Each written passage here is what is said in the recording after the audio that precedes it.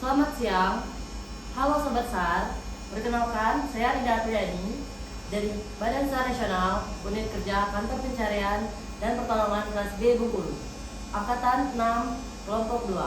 Saya di sini akan membawakan podcast tentang nilai ASN berakhlak. Senang sekali bisa hadir di podcast ASN berakhlak, tempat kita ngobrol santai tapi bermakna. Di episode kali ini, saya akan berkenalan dengan salah satu ASN yang keren banget. Bukan cuma pintar, tapi juga punya semangat melayani yang luar biasa. Penasaran siapa dia? Silakan Pak, memperkenalkan diri.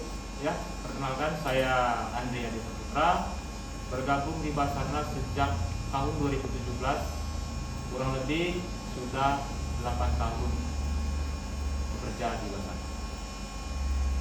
Saya di sini akan menanyakan Bapak tentang nilai-nilai ASN berakhlak, Pak. Sebelumnya Pak, selama Bapak bekerja di Basarnas, bisa Bapak ceritakan sedikit tentang perjalanan karir Bapak sebagai ASN, Pak? Ya, baik.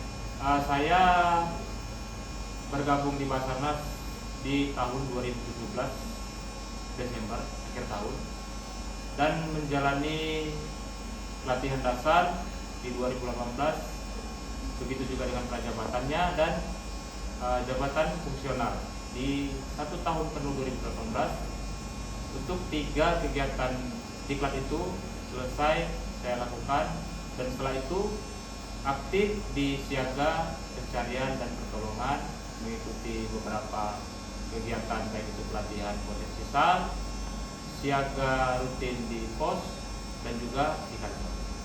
Nah, dari yang saya dengar lagi Pak, apa sih Pak motivasi utama Bapak sebagai pelayan publik terutama di Basarnas, Pak?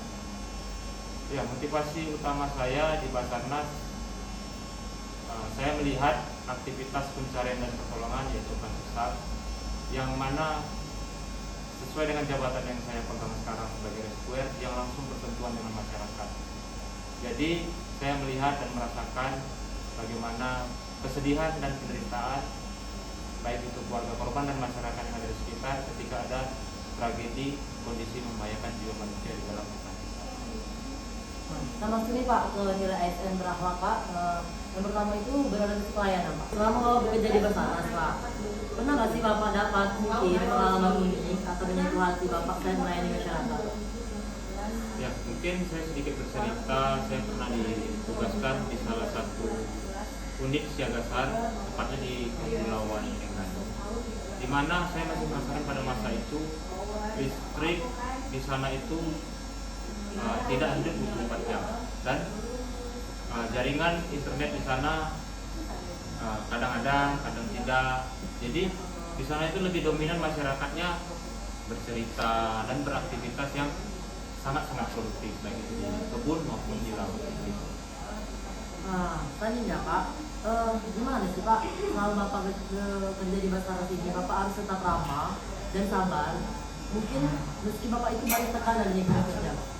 Ya, saya pribadi memanage hal-hal yang Mbak Indah sampaikan tadi. Saya itu memposisikan diri, layaknya saya itu adalah keluarga atau orang-orang yang ada di lingkungan orang yang sedang kita cari. Jadi itu menjadi semangat, menjadi motivasi saya dalam melaksanakan proses pencarian dan pertolongan, mulai dari hari pertama baik itu sesuai sampai hari ke-7 ataupun sampai hari di mana korban ditemukan dalam kondisi yang kita harapkan. Begitu. Menarik nih Pak. Nah, nanti itu Pak, kalau ada tugas yang berat dan untuk menjawab, biasanya Bapak itu bentuknya seperti apa Pak? Ya, jauh sebelum itu kita sudah dibekali di landas bagaimana kita bersikap, bagaimana kita mengelola waktu, dan bagaimana kita mengatasi kesulitan maupun tanggung jawab yang menjadi bagian kita di jabatan yang terkhusus yang saya pegang sekarang, yaitu rescuer. Jadi saya rasa apa yang sudah dibekali baik dari balai maupun dari kantor sudah cukup manage. Nah, di saat mungkin ada operasi SAR itu Pak, itu kan tim kan Pak? Pernah nggak sih Pak harus mengambil keputusan yang sulit? Nah, itu tahu nggak Bapak ceritakan sedikit gimana pengalaman ini? Ya, mungkin untuk keputusan yang kita di dalam operasi SAR itu ada tim. Di dalam tim itu ada komandan. Jadi kita percayakan, kita sampaikan apapun yang menjadi ide atau tindakan yang kita ambil, kita menyampaikan dulu ke komandan tim. Jadi apapun yang bakal dilaksanakan, baik itu keputusan atau tindakan, itu sudah berdasarkan musyawarah antara tim dan komandan tim. Jadi jangan sekali kita coba mengambil inisiatif yang tanpa ada koordinasi atau musyawarah di dalam tim. Begitu. Nah ini Pak, apa Pak yang biasanya Bapak lakukan supaya kita berkembang dan tidak tertinggal dari rekan kerja lainnya? Ya, saya pribadi berkaitan dengan hal itu ikutin semua kegiatan yang sudah terjadwal, yang sudah dibentuk oleh kantor, khususnya di bidang sumber daya. Tetap lakukan latihan. Jadi apapun itu, kalau hanya sekedar pengenalan tanpa kita pelihara, itu hanya bakal jadi pengetahuan yang sedikit. Jadi tetap pelihara dengan mengikuti jadwal, mengikuti kegiatan, baik itu yang sudah jadwal maupun itu yang direncanakan. Terkadang ada beberapa aktivitas atau kegiatan yang mendadak, baik itu aktivitas sumber daya maupun dari operasi. Jadi nilai ASN Berhala itu Pak ada harmonis ya Pak? Ada harmonis. Nah itu di mana sih Pak suasana kerja di unit Bapak? Terus adakah tips biar tetap akur dan solid dengan sesama rekan kerja yang mungkin ada kesalahpahaman Pak? Ya, mungkin berdasarkan pengalaman saya untuk menjaga keharmonisan itu, kita bisa melihat antara hobi kita dengan mungkin hobi teman-teman yang ada di kantor. Baik itu contohnya seperti yang sudah saya lakukan, ada aktivitas bulu tangkis di luar dari jam kerja maupun di luar dari lingkungan kantor, ada futsal gitu ya, ada olahraga dan juga game. Jadi di aktivitas itu kita bisa saling mengetahui, saling mengenal, yang ramah dan lebih akrab. Jadi sedikit banyaknya meminimalisir kemungkinan kesalahpahaman. Nah, sejauh ini Pak, apa sih Pak yang membuat Bapak bangga menjadi ASN? Ya, saya rasa untuk semua ASN yang ada di Indonesia, sama seperti saya, pelayanan yang kita berikan, kegiatan yang kita laksanakan, semua itu untuk masyarakat. Dengan kita maksimal dan mengerjakannya sesuai dengan SOP yang sudah dibentuk dan sudah ditentukan, saya yakin dan percaya masyarakat akan tetap percaya, masyarakat akan tetap bangga memiliki ASN, yaitu kepanjangan tangan dari pemerintah. Nah, pada nilai loyal Pak. Salah. Ya. Selanjutnya Pak, ada nilai adaptif. Pernah nggak Pak Bapak merasa kesulitan belajar hal baru? Terus gimana sih Bapak cara menaklukkannya? Kalau sampai saat ini saya kurang lebih sudah hampir 8 tahun di sana. Untuk hal-hal sulit belum ada saya temukan. Ya kembali seperti yang saya bilang tadi terkait kegiatan maupun aktivitas yang sudah terbentuk dan terjadwal. Kita ikutin, tetap kita latih, bukan hanya sekedar mengenal, kita pelihara. Baik itu fisik, juga ada teori praktek yang sudah disusun dan dijadwal oleh bagian sumber daya. Jadi ikutin semaksimal mungkin. Kalau memang kita mampu, kita maksimalkan lagi. Kalau memang kita tidak mampu, bisa kita mungkin berkoordinasi atau sharing ke bagian sumber daya untuk melakukan lebih lagi latihan daripada yang sudah terjadwal.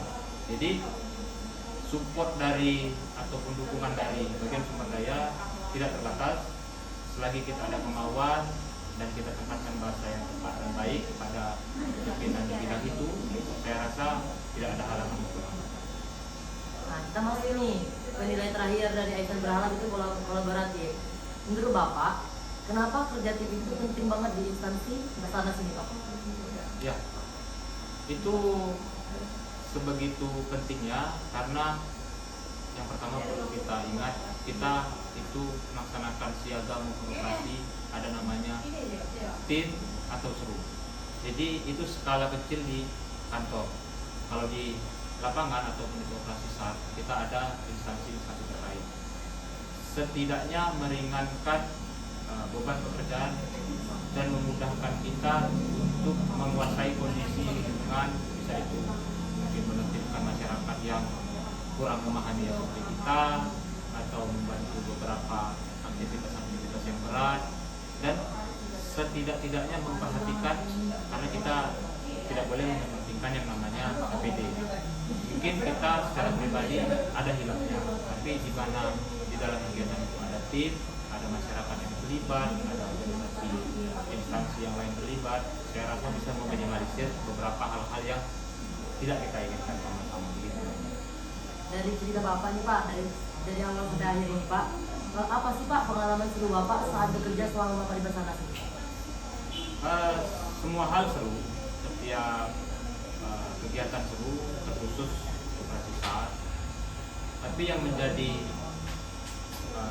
ingatan saya sampai sekarang yaitu Landas, di mana kami itu dikumpulkan dari kurang lebih ada 10 provinsi, 10 PT yang jumlah kurang lebih 145 orang.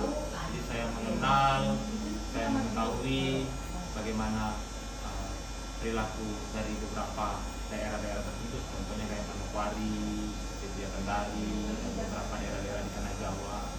Jadi menambah keluarga atau saudara ke saya pribadi. Ini Pak, menurut Bapak pesan atau motivasi apa yang ingin Bapak sampaikan selain kenaikan muda Pak? Ya, untuk teman-teman ASN 2015, khususnya ASN Basarnas, tetap semangat, apapun aktivitasnya, lakukan dan berikan yang terbaik. Lampaui batas kemampuan kalian. Itulah tadi kisah inspiratif dari sosok ASN yang benar-benar mencerminkan nilai-nilai berakhlak. Semoga cerita hari ini bisa memotivasi kita semua untuk terus bekerja dengan hati, melayani dengan tulus, dan menjadi bagian dari perubahan positif. Sampai jumpa di episode selanjutnya. Tetap semangat dan tetap berharap. We are family. Apik Nam Jagat Sumatera.